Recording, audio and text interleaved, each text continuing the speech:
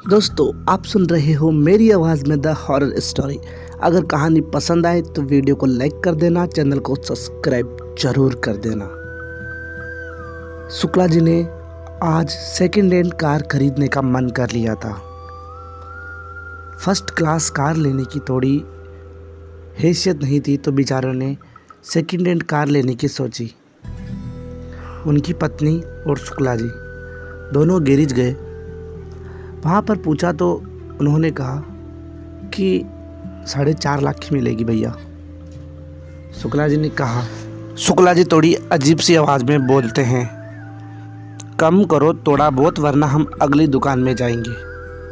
तो फिर वो मैकेनिक जो कार सेलर था उसने कहा, भैया रेट तो यही है, आपको लेना हो तो लो वरना आगे जाके ले लेना। शुक्ला जी इसी बात पर नाराज़ होकर अगली दुकान में चले जाते हैं। दुकान पे जाने के बाद उनको कार पसंद आती है। पति पत्नी 3.5 लाख की कार लेकर आते, क्योंकि अब उनकी कार आ गई थी। तो पति जिनका नाम मोस्टली था और शुक्ला जी दोनों हर दूसरे दिन घूमने जाया करते थे। परंतु वो जब भी उस रास्ते पर घूमने जाते थे जहाँ पर एक पीपल का पेड़ था, वहीं पर ही आके कार बंद हो जाती थी। ऐसा ही मुरली उनकी पत्नी थी शुक्ला जी की, तो ऐसा 3 बार हो गया था महीने के अंदर। तभी शुक्ला जी ने गाड़ी को दिखाने की कोशिश की तो किसी मैकेनिक को दिखाई गाड़ी। तो उसने कहा कि शुक्ला जी गाड़ी तो बिल्कुल ठीक है, परंतु मैं फिर भी आज इसको चेक कर लेता हूँ, फिर मैं आपको बताता हूँ कि क्या प्रॉब्लम है इसके अंदर। तो वो उसको गाड़ी को देख लेता है और पूरी रात ऐसे ही रहता है। गाड़ी वहाँ पर रहती है दुकानदार के पास ही। अब मुरली और शुक्ला जी दोनों पति पत्नी आमने सामने बात कर रहे थे। मुरली बोलती है, ये सच्ची बात है ना कि इस महीने में 3 बार उसी पेड़ के नीचे जाकर रुकती है, बिल्कुल एक जगह पे। तो शुक्ला जी बोलते हैं, हाँ हाँ तुम्हारे सामने की तो बात है, मैं क्या झूठ थोड़ी ना बोल रहा हूँ। तो फिर मुरली बोलती है, एक काम करो आप गाड़ी की पूजा करवा लो, मेरे को गाड़ी थोड़ी ऐसी लगी। तो शुक्ला जी बोलते हैं, हट पागल, मैं पढ़ा लिखा आदमी हूँ, मैं इन बातों पर विश्वास नहीं करता। फिर मुरली बोलती है, अरे मेरी बात मानो, पाठ करवा लो। तो शुक्ला जी थोड़े गुस्से में गाड़ी लेने जाते हैं। तो वहाँ का मैकेनिक ड्राइवर बोलता है कि ये तो ठीक है, इसके कुछ भी नहीं हुआ। वो गाड़ी लेकर निकल जाते हैं ऑफिस के लिए। आज थोड़ी ऑफिस में देरी हो गई थी, उसी रास्ते से आना था जिस रास्ते से वो अक्सर आया करते थे, उसी पीपल के पेड़ के नीचे होकर। तो आज 11:30 बज चुके थे। उनके साथ वही होना था जो पहले होता था। पीपल का पेड़ आया, शुक्ला जी ने गाड़ी चला रखी थी। शुक्ला जी ने सोचा थोड़ी स्पीड बढ़ाता हूँ गाड़ी की और इस पीपल के पेड़ को निकाल देता हूँ। तो जैसे ही पीपल के पेड़ के पास आते हैं तो एकदम से गाड़ी बंद हो जाती है। उनकी गाड़ी के अंदर एक लड़की का फोटो भी लगा हुआ था। तो उन्होंने उस गुस्से में आकर उस फोटो को ड्रा के अंदर डाल दिया, कार के ड्रा के अंदर।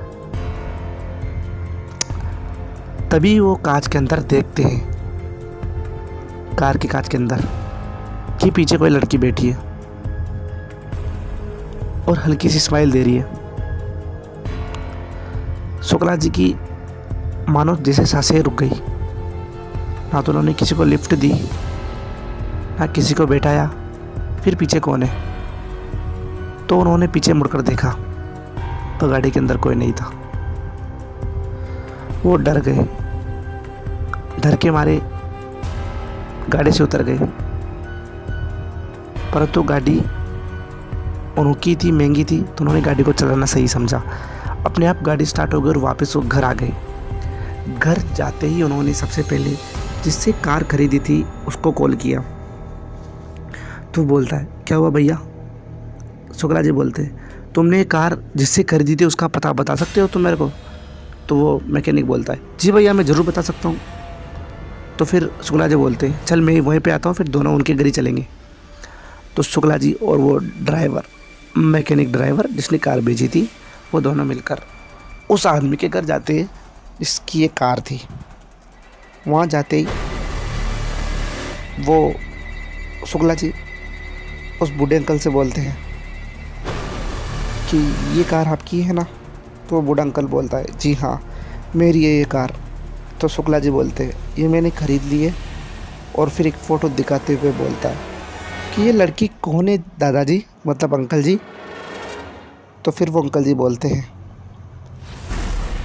कि अगर बेटा तुम हमें ठेस पहुंचाने के मकसद से आए हो तो प्लीज़ मैं तुम्हारे हाथ जोड़ता हूँ, मुझे ठेस मत पहुंचाओ, और किसी और कारण से आए हो तो मेरे को पता नहीं। तो फिर शुक्ला जी बोलते दरअसल हुआ क्या है आप बता दो सही, कौन है ये? तो वो अंकल जी बोलते हैं कि बेटा ये मेरी बेटी है। आज 6 महीने हो गए, हमने 100 बार तलाश किया, आप 100 बार पुलिस स्टेशन गए, परंतु कुछ भी हाथ में नहीं लगा। ये मेरी बेटी है। तो फिर शुक्ला जी बोलते कि मैंने इनको देखा है। तो बूढ़ा अंकल बोलता है कहाँ देखा है बेटा, कहाँ देखा है? तो शुक्ला जी बिना कहे उठकर वहाँ से चले जाते हैं और उस मैकेनिक को अपने साथ ले जाते हैं। वो दोनों उसी जगह पर जाकर बैठ जाते हैं जहाँ पर गाड़ी बंद हुई थी, यानी कि पीपल के पेड़ के नीचे उसी समय। उसके बाद उन्होंने बहुत सारा वेट किया, परंतु वो नहीं आई। शुक्ला जी एकदम से उस मैकेनिक को इशारा करते कि बिल्कुल चुप रहना,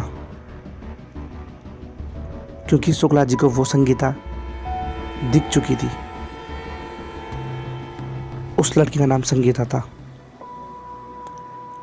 तो शुक्ला जी बोलते हैं कि संगीता जी आप क्या चाहते हो, आप कुछ कहना चाहते हो या कुछ बताना चाहते हो? तो मैकेनिक बोलता है अरे शुक्ला जी आप किससे बातें कर रहे हो? परंतु शुक्ला जी उसकी बात का जवाब नहीं देते। तभी शुक्ला जी मैकेनिक से बोलते हैं कि यहाँ पर ऐसी चीज़ ढूंढो जो यहाँ की नहीं हो, कुछ अलग हो।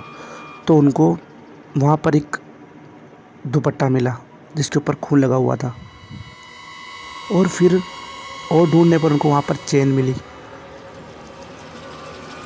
शुक्ला जी झट से बोलते कि मैकेनिक भैया आपने ये चेन पहचानी? ये चेन मैंने कहीं देखी है। फिर एकदम से शुक्ला जी को याद आता है कि मैं जिस टाइम आपकी कार लेने आया था उस टाइम वो लड़का कौन था, क्या तुम उसका पता बता सकते हो? तो शुक्ला जी बोलते जी ज़रूर बता सकता हूँ। तो उन्होंने नंबर दिए, उसको बुलाया, और बुलाकर पुलिस वालों ने बुलाया, उसको बुलाकर पूछा। तो उसने कहा कि साफ गलती हो गई, मुझे माफ़ कर दो। तो पुलिस वाले ने पहले गाल पे चाटा लगाया खींच के। पुलिस वाला बोलता है पूरी बात बता क्या हुआ था? तो वो बोलता है वो नशेड़ी, मतलब जिसको चाटा लगाया है वो अपराधी, कि सर हम नशे के दुत्त के कारण हमारे पास पैसे नहीं थे, हम संगीता को अच्छी तरह जानते थे, ये बड़े परिवार की लड़की थी, तो हमने इसके बहाने इससे पहले तो कार में लिफ्ट मांगी, फिर चाकू के नोक पर इससे पैसे वसूले। फिर हमको डर लगा कि ये कहीं किसी को बता ना दे, इसलिए हमने इसको कार के अंदर ही गला घोट के मार दिया। पुलिस वालों ने फिर रेपट लगाया उसके, और फिर दूसरा ढंग से, और फिर कहा कि तुम जैसों की लतों के कारण एक जान बेजान मारी गई। तो फिर वो बूढ़े अंकल बोलते हैं धन्यवाद शुक्ला जी, आपकी वजह से मेरी बेटी को इंसाफ मिला। अब वो अपराधी, 3 अपराधी थे वो सलाखों के पीछे हैं। दोस्तों कहानी कैसी लगी? कहानी अच्छी लगी तो वीडियो को लाइक करना है, चैनल को सब्सक्राइब करना है, प्यारा सा कमेंट जरूर कर देना। मिलते हैं अगली कहानी में, तब तक के लिए बाय बाय दोस्तों।